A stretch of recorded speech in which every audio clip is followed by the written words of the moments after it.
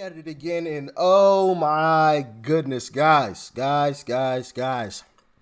actually so happy that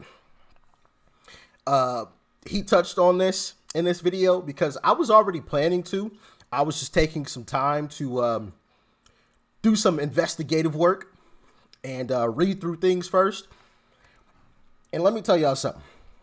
Reading through some of this stuff made me feel pretty stupid. I'm just gonna be honest, you know. But this whole well, before we get into it, like, share, comment, hit that subscribe button if you are new. Please hit that like button. Really helps out with the YouTube algorithm to get this video out to more and more folks. And if you're not subscribed already, what are you waiting on? Hit that subscribe button. All right, and let's dive in. Now, this whole TikTok ban situation is due to a bill that I don't think has been voted on yet. But there are some concerning things, guys. And I kind of touched on this the other day when I was talking about this whole situation. And, you know, there was a mixed bag of, you know, thoughts in the comment section, which I expected. You know, we're not all going to agree on everything, and that's totally fine. I understand that. I expect that. I don't expect this to be an echo chamber. I would be really concerned if everything that I said, you guys just repeated back, you know? That's not what I want. If I'm saying something that's wrong, you let me know, all right? But I want to deep dive into this because I think it's very, very important because a lot of people are overlooking what is in this actual bill that they say is just to ban TikTok. Let's dive into it. Today, more than 2 billion people use a social media app called TikTok. Many of them are young people under the age of 24. If you had kids, you probably know already how TikTok works. TikTok lets users upload short videos. Usually they're under 30 seconds. What's interesting is that the content of these videos varies a lot depending upon what country you're in. If you're in China, where TikTok is headquartered, you tend to get more educational content. But if you live in this country, you get an awful lot of filth and propaganda tailored for kids. I'm not guessing about this. We ran an experiment to prove it last summer. Watch. The TikTok that Chinese residents, children in China, get to see is very different from the one your kids are looking at here. Now, in China, where TikTok is known under a different name. Now, obviously, these are like two side-by-sides. This is the China TikTok. It's not actually called TikTok either. It's called Douyin. I believe that's how you pronounce it. And then this is America's TikTok. Yeah, I'm sure you guys see a clear difference here. But go. Videos like these are very common. Watch. We're not going to play any music. Don't want to get that copyrighted. What is this? Is there still music? You know what American kids, your kids, are watching on TikTok? Stuff like this.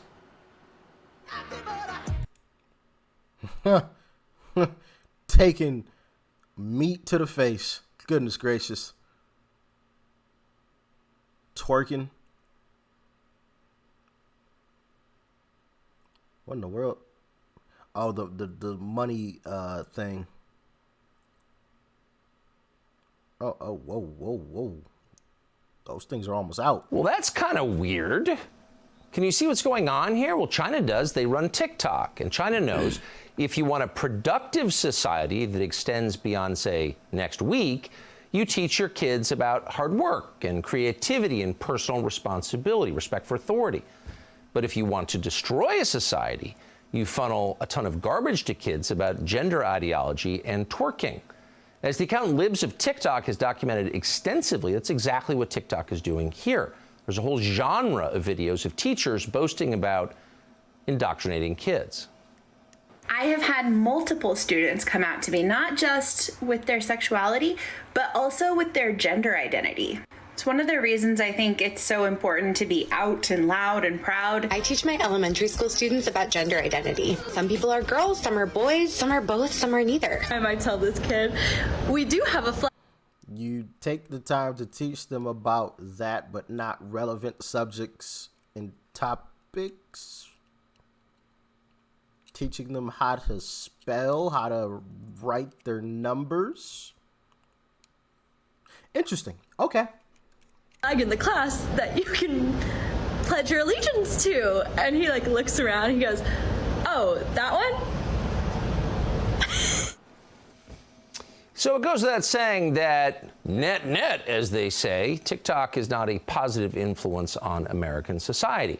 And right now, in response to criticism of TikTok, China's government and the company itself are doing the same thing they did when they responded to allegations of a lab leak in Wuhan. They're saying anyone who raises questions is a racist. And they're doing that everywhere across the media. And they can because a lot of the news that you consume is paid for by TikTok. Politico, a completely ideologically corrupt organization out of Northern Virginia, has a so-called playbook that is sponsored by TikTok every other week. CNN, meanwhile, just put its tech reporter on the air to inform you that criticizing TikTok opens up Chinese Americans to, quote, hate and violence. If you criticize TikTok, you're killing Asian people.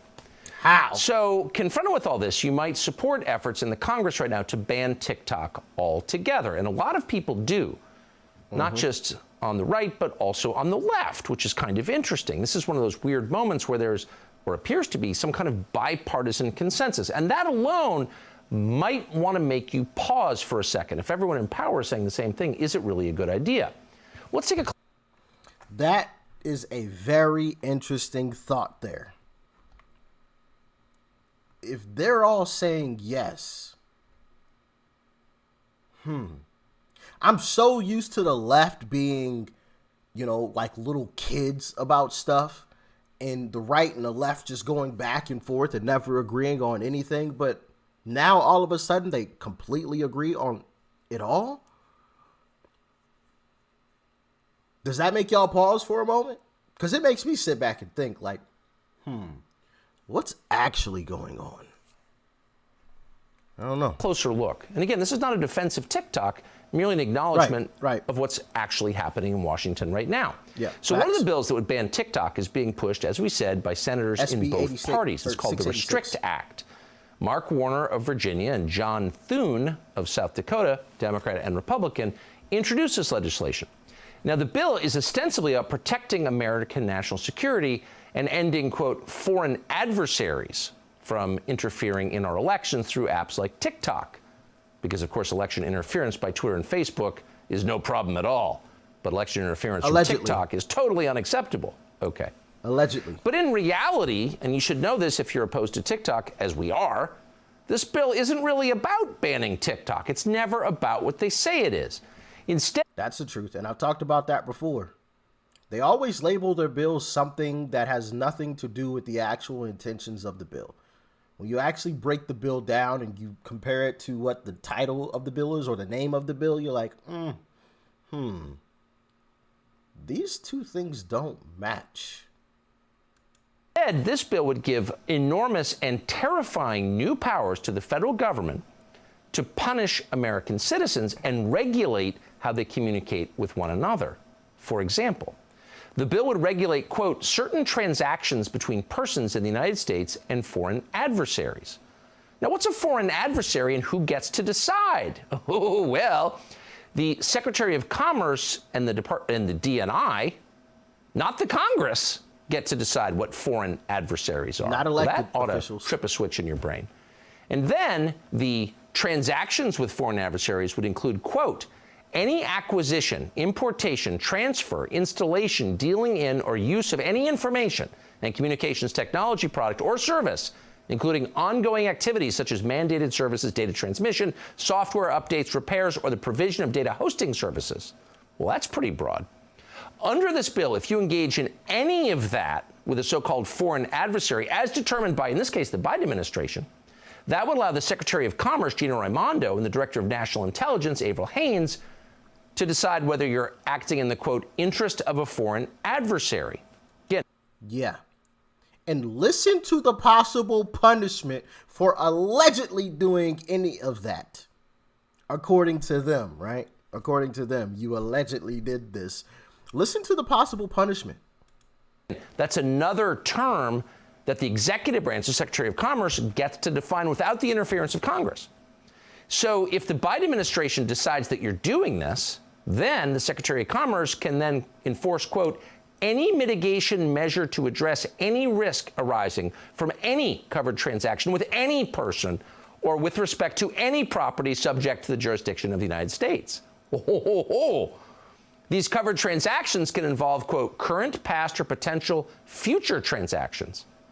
And the mitigation measure. Current and past. And possibly future. Include, but are not limited to, throwing American citizens allegedly in prison for 20 years. Think about that for a minute. So you would be allowing the executive branch, the Biden administration, to regulate speech on the internet. And if you are somehow involved with a, quote, foreign adversary, or let's say you oppose the war against Russia, you go to prison for 20 years. So this isn't about banning TikTok. This is about introducing flat-out totalitarianism into our system. Now, just because TikTok is so unappealing, just because it's a creepy, low-IQ Chinese plot designed to make our kids trans, and it is, that does not mean that the people trying to ban TikTok have your interests in mind. Oh, it definitely doesn't, or America's. Keep in mind, these are exactly the same people who drained our strategic petroleum reserve and, in fact, promote China at every turn. Now they're telling you they're against China. They're not. This is not an effort to push back against China. It's part of a strategy to make America much more like China, with the government in charge of what you read and see, and with terrifying punitive powers at their fingertips. Now, we've seen this before from the national security state again and again. Confronted with a foreign adversary, for example, after 9/11, the federal government uses the opportunity to expand their police powers over the American population. And they do it under false pretexts, and they do it quickly by whipping people into a panic. Usually that's rooted in some truth. Allegedly. TikTok is bad, sure. Al-Qaeda was terrible, of course. But these measures are not aimed at stopping the foreign threat. They're aimed at controlling the American population, and they rush it through. And they do it so quickly that no one ever explains how exactly does this preserve American national security. Now, according to Sandy Cortez, we really quote her, Congress has not even been briefed on any of this. Watch. Usually when the United States is proposing a very major move that has something to do with significant risk to national security, one of the first things that happens is that Congress receives a classified briefing. And I can tell you that Congress has not received a classified briefing around the allegations of national security risks regarding TikTok. So why would we be proposing a ban regarding such a significant issue without being clued in on this at all? It just doesn't feel right. Okay. The one and only time I agree with AOC. Never thought I'd be able to say that one. Never thought I'd be able to utter those words a day in my life. I actually agree with AOC. Wow. It's probably going to be another, 500 videos before I say that one again.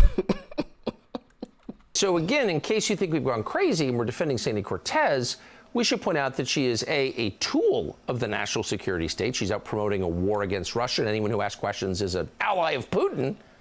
And she's probably acting for motives that we find, well, abhorrent. But the question that she raises is real, and we want to be honest enough to say that.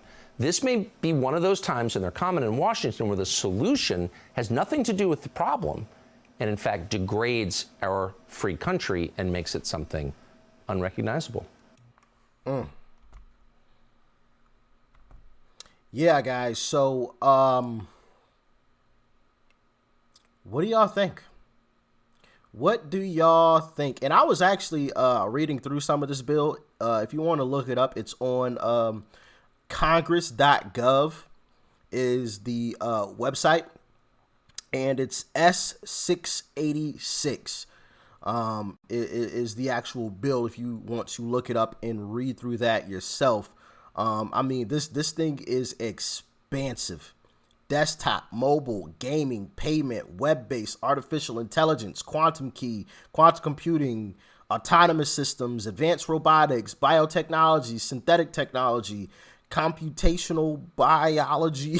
I mean, this thing is expansive, very, very expansive. And yeah, it's pretty scary. And I had an idea that something like this may happen. And I talked about this previously. And I said, what Pandora's box does this open? Like, what's next? If we allow them to go through with this, are they then going to say, okay, well, you know what? We're getting rid of Rumble. Too much free speech on Rumble. It's a threat to democracy. And we want to keep you safe. Because that's what they always say. They want to keep us safe, remember? You know what? We want to ban Truth Social. There's too much terrible stuff going on over there, and we want to keep you safe. Misinformation is bad for you guys. We want to keep you safe. Guys, I think at this point, I'm totally against this bill. I'm not trying to, as Tucker said, defend TikTok. And like I said before, the side of TikTok that's fed to me through my algorithm isn't what we saw on there. But obviously I'm aware of what's going on. So I'm not defending TikTok in the slightest bit, but I feel like this opens too many other holes that would lead us to greater tragedies than just allowing TikTok to exist. If that made sense. I feel like allowing them to ban TikTok, especially through this bill that they are proposing, would take us down a road to hell that we shall never and may never return from, versus allowing TikTok to exist. I mean, yeah, it's not great, but it sure isn't hell. And I'll take that over hell any day, personally. But what do y'all think? Maybe I'm wrong. Maybe me and Tucker are completely idiotic and, imbeciles. I don't know. What do y'all think? Honestly, let me know in the comment section. Now that you are aware of, the possible ramifications of a bill like this, how do you feel about it? Are you still for pushing through this bill to ban TikTok?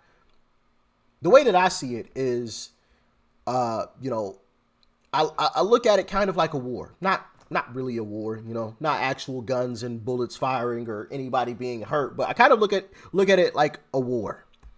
And TikTok and banning TikTok is just a battle, right?